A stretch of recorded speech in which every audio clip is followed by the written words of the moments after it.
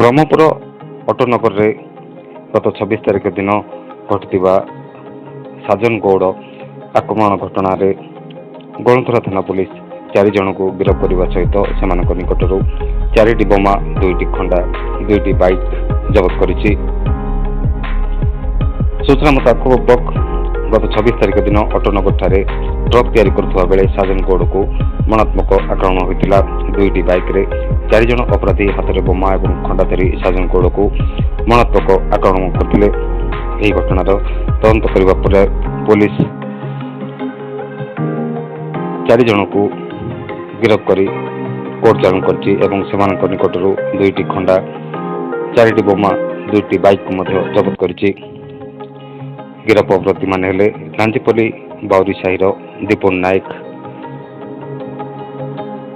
ଲାଞ୍ଜିପଲ୍ଲୀ ବାଉରୀ ସାହିର ସୁମନ ନାୟକ ଏବଂ ଗଣତନ୍ତ୍ର ଥାନା ଅନ୍ତର୍ଗତ ତେରପେଣ୍ଠର ରୁଦ୍ର ବେହେରା, ଚିକିଟି, ଜଗମୋହନପୁରର ଅମିତ ଓରଫ ଲେଗୁ ସାହୁକୁ ଗିରଫ କରି କୋର୍ଟ ଚାଲାଣ କରାଯାଇଥିବା ସୂଚନା ପ୍ରଦାନ କରିଛନ୍ତି ବ୍ରହ୍ମପୁର ଏସ୍ପି ଡକ୍ଟର ଶ୍ରବଣା ବିଗତ ଏମ୍। ପୂର୍ବ ଶତ୍ରୁତାକୁ ନେଇ ଏହି ମରଣାତ୍ମକ ଆକ୍ରମଣ ଘଟିଥିବା ପୁଲିସ ସୂଚନା ପ୍ରଦାନ କରିଛି।